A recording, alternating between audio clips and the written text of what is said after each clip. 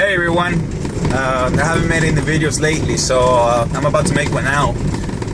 Yesterday when I was heading back to the yard where I parked my truck, I was really low on diesel, and I knew I was not going to make it to the diesel station because my needle was just below the safety line. So I made it back to the yard, and this morning I stopped by and I got me 5 gallons of diesel. Put it on one of my diesel tanks because my truck is a dual diesel tank, and I just put on one. And I started it up this morning. My truck started fine. Within a matter of, say, 2 minutes, my truck shut off on me, letting me know that it was out of diesel.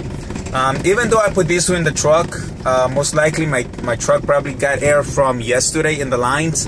So even though I put diesel, my truck still ran out of diesel. And the reason why it does it because once the truck gets air in the lines, it just shuts off, and you have to prime the whole truck. I'm going to show you how to prime the whole truck in case you ever run into the same scenario. You know how to do it. It's not like a gas car where if you run out of gas, you just put gas and it starts right up. Diesel trucks are a little bit different. You got to put diesel on the diesel filters, and then from there, once you put diesel on the diesel filters, you have to grab either ether or you can use gas, which I don't recommend unless there's no other needs of method to do so. You can put on the intake manifold just a little bit, not too much, and then try to crank the engine so that vapors from the ether or the gas will go into the intake, into the cylinders, and fire out the truck. Let's see if we can go ahead and get started. So this is my truck, and one of the things that we're going to do now is put fuel on the secondary tank, because I already put fuel on one of the tanks and it's still running out of diesel. I have this back here, and this is just 45 with another 45 that I kind of made together. So I'm just going to put that in the diesel tank, and I can pour the fuel right there and it'll go right in. Well, as you can see, there's the 5-gallon diesel tank. That's my little rig right there that I have done. It's just a regular pipe, and I kind of melted it down to make it look like a 45. And another one, so all I gotta do is grab the diesel tank, put it inside the funnel, puts it directly into the tank. Now I'm not going to put all of it. I'm only going to put half of it because I still need to put diesel in the diesel filters as well. Okay guys, once you poured half of the 5-gallon tank into your truck, allow me to remind you that I already put 5 gallons on this tank, and then half of 5 gallons on the other tank, which is 2.5 gallons. You don't want to put it all because I have half of a diesel tank still left in here. And now what we have to do is, on the trucks you have 2 diesel filters. Okay, this is one. This is for a Freightliner. Normally they're side by side, but this is a little different. It has one right here, and then the other one, it's right over there. So now what we have to do is take out this diesel filter, the other one, take them off, and then fill them up with the diesel, because when it grabs air in the lines, all these things become full of air. So if these things don't have any diesel, the truck is unable to start.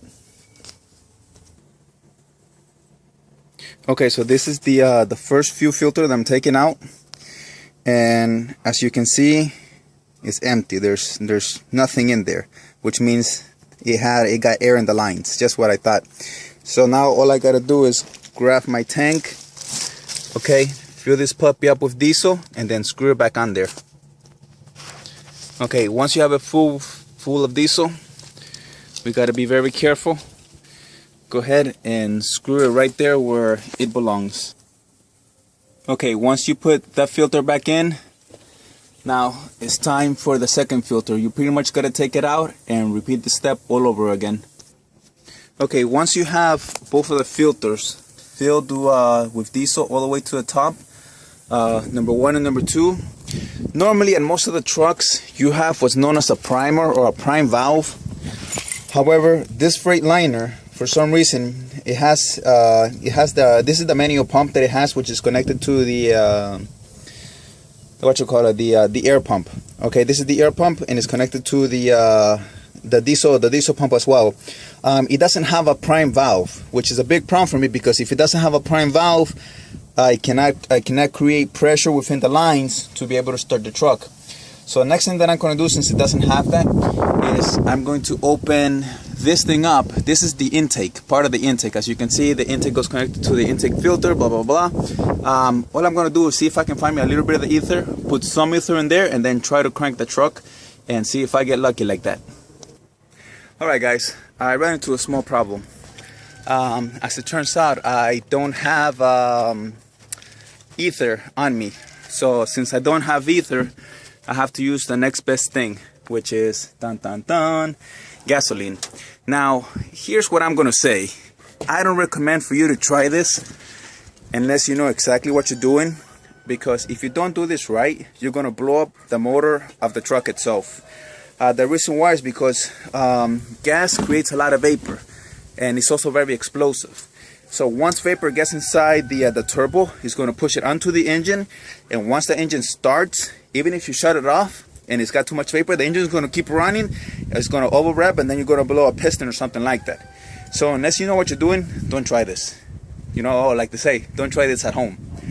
So what I'm going to do is I'm going to grab a rag, some gas. I'm going to put in like about get a half of gas. Since it's only one person, that means that I have to figure out a way to do this without the rag being sucked in by the turbo and then getting stuck on the turbo and messing up the turbo. So it's not a big problem. I'm just going to put half of the rag inside and half of the rag outside. The reason why is because I want the vapor to be sucked by the turbo onto the intake manifold so the truck can start, but I don't want it to be too much, because if it's too much, I blow the engine. So it's got to be done just right. And what I'm going to do is get it wet, put it right there, half in, half out, and hopefully that's going to hold. Okay, this is what it looked like. The rag, half of it is out, half of it is in. It's jammed between the hard line and the plastic. So hopefully when I started the truck, it's not going to suck it in. And it should have enough vapor for it to help me start the truck. Oh, God, I hope this works. If it doesn't, then I have to start all over again, which means I got to prime both of my diesel filters, pretty much start from step one. So let's see what happens. Come on, come on, come on, come on, come on, come on. Try, guys, cut your fingers. Come on, come on. Oh. Darn it, no luck. Okay, what I'm going to do is I'm going to try to put a little bit more fuel and try to start it one more time. Alright guys, here we go again. Come on, come on, come on, come on, come on.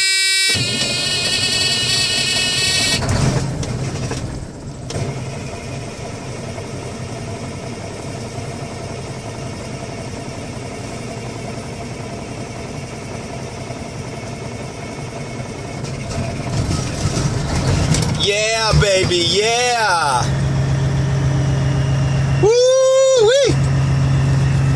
Alright guys, I am super happy that I got this thing started. Thanks for watching, and hopefully this won't happen to you.